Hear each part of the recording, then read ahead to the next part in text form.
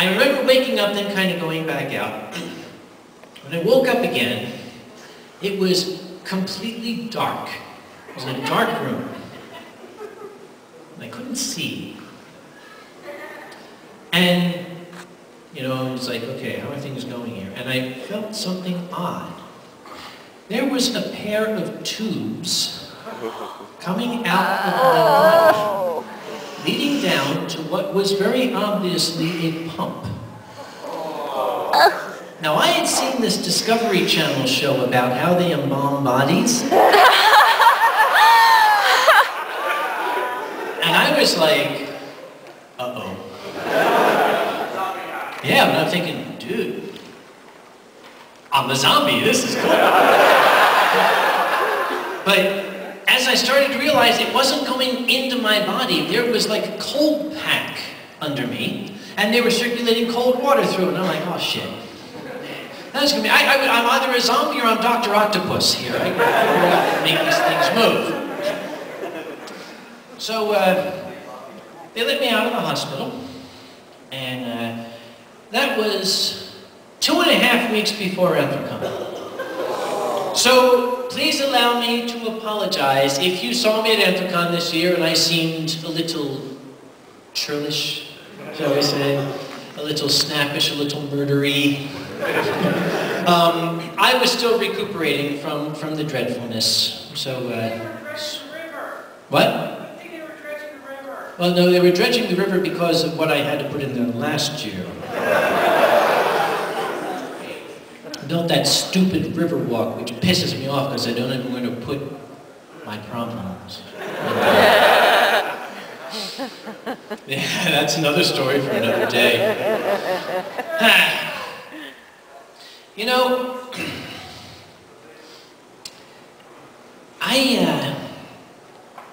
when the gentleman I mentioned came out to go to Pittsburgh with me, there was also a medical situation going on unrelated to my back.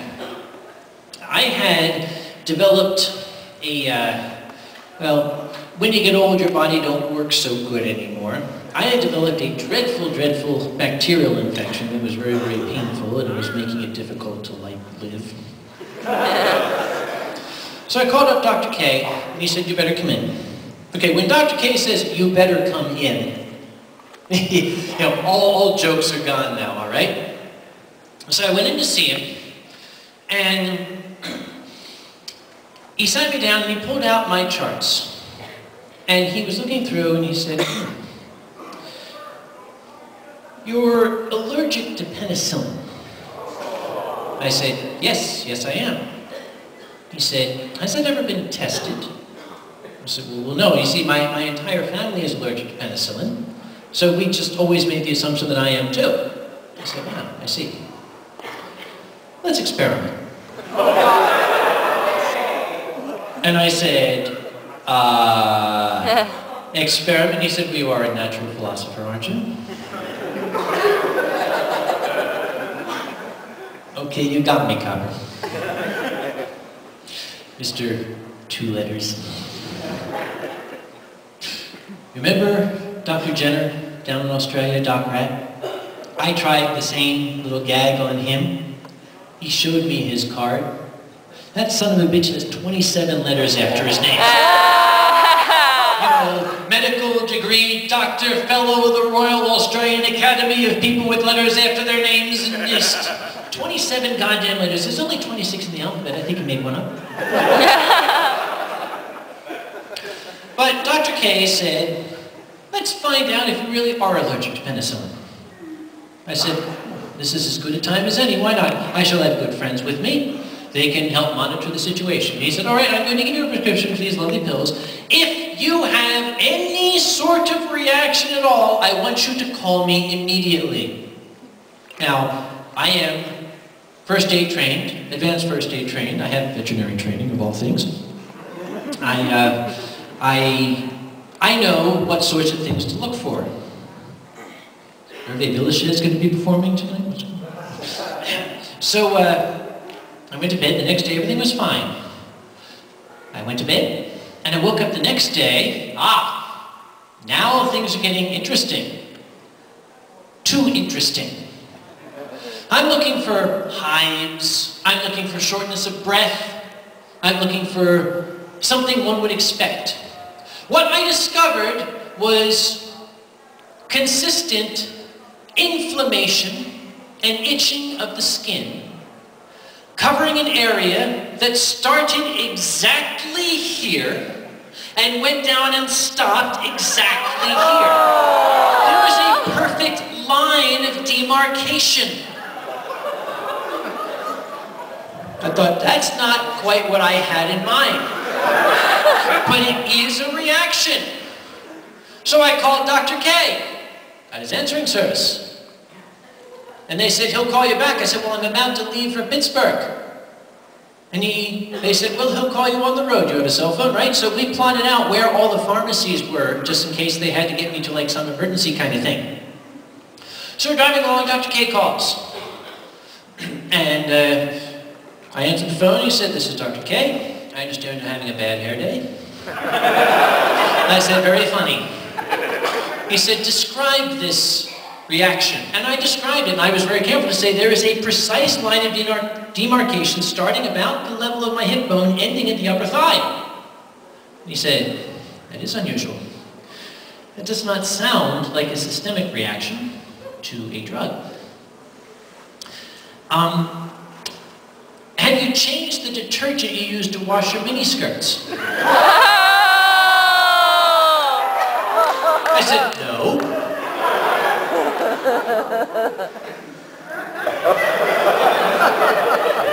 That one took him in it, didn't it? He said, this does indeed not sound like a systemic reaction. It sounds more like a contact reaction. So keep taking the pills, and if anything else amusing happens, call me back. I said, well, it's rather uncomfortable and dreadful and itchy. He said, well, you can find something topical to put on it. Something, antihistaminic, that should take care of it. We had to take care of our problem in Pittsburgh, and we did. And coming back, we stopped at a Walmart. Whatever the hell. I don't like to say the T word. We stopped at a Walmart. We don't say the T word when I'm around. Yes. There's a story behind that. If I'm in the bar later, I'll tell you what it is. Charity show, right, charity show. Forgot about that. Charity show tomorrow night, 11 p.m. Mr. Griffin and myself on stage together. You gotta pay the charity to get in. But it should be worth it. How much? I don't know. It ain't my con, but we'll figure it out. Anyway, it was odd, and oddly enough, I think the first place we went, it's like they didn't have anything. It was all children's stuff. They had an entire aisle of pediatric allergy stuff and nothing for adults. We had to go to another place. I just grabbed, by then, it's like, this is incredibly uncomfortable. I want to do something about it. Like right now, we went and grabbed the first thing, and I just said, guys, I'm going to pay this. I'll be in the men's room. Right in the men's room. The guys were waiting for me. There was a sound. A volunteer firefighter came running up from the back, thinking that the siren was going.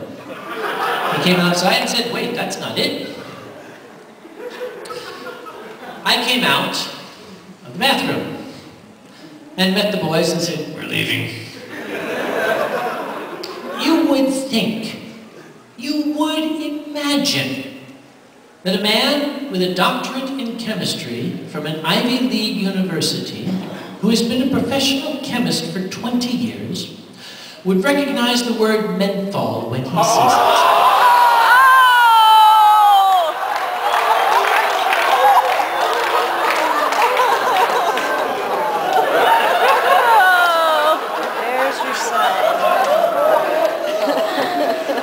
On the plus side, I completely forgot about the itching.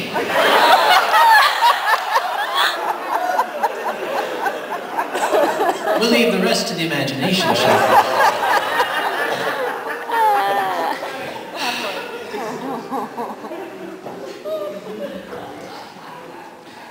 Anybody here run into my little old mom at Amphicon or to another convention? My little old lady mother, she goes to Amphicon, a little white-haired old lady. She is, as I had been trained from a young age to say, a lady of a certain age. And age is catching up to her. She is not quite as active as she once was. I take her to Eurofurence in Germany with me every year, along with my father. And we have a grand time there. This past year, I think 2010, when we went, she was having so much difficulty, she could not walk. She was really very, very upset, very unhappy, because this never happened to her before. She couldn't go any further. So I had to get a wheelchair for her, which really bummed her out. The way to get a wheelchair at Frankfurt, first off, you kind of had to be born in Germany to know instinctively how to get a wheelchair at Frankfurt. The rest of you were screwed. And I found a helpful gentleman who spoke a couple words of English. See, my German is very, very, very sketchy. I try my best, but ask any German, it's not that good. He pointed to this large, like, billboard-sized picture of the wheelchair guy with giant arrows pointing to a lit-up yellow button in the middle of it. I thought, well, God bless German efficiency. I push this, a wheelchair is going to fall out of the ceiling right at my feet. So I went and I pushed the button. I noticed there's a little speaker there. Oh, this must be a telephone. I pushed the button. I hear boop, boop, boop, boop, boop, boop, boop, click, ja. Hallo, ich bin ein dummer Amerikaner. Ich spreche kein Deutsch. Sprechen Sie English? Nein, kein English. Boy.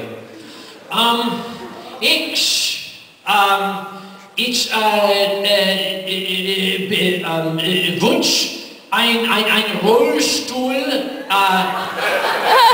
für meine alte Biddy-Matte hier. Because sie kann nicht walk. Bitte. Schön, danke. Schön, Nazi. Ja, ein Minute. Click. Better not push that again. Like, okay, what am I going to do? I'm in a country, I don't really speak the language, I don't really know how they get help. My poor mother's sitting there practically in tears. And just then, a door opened, and this 6-foot-tall, blonde-haired, blue-eyed, square-jawed, 22-year-old, broad-shouldered, Aryan young man comes out in a perfectly pressed suit, pushing a wheelchair, and he said, did you request a wheelchair? I said, yes, I did. Were you the guy on the phone? He said, oh, no, that was Otto. My English is not good enough for the phone. I said, it's better than Otto. Okay? So he comes in with the wheelchair, and poor Mom is sitting there wiping away tears. And she looked up at him and she went, oh. And he came around and helped her into the chair, and he's got her hand. She's like, oh, look at you.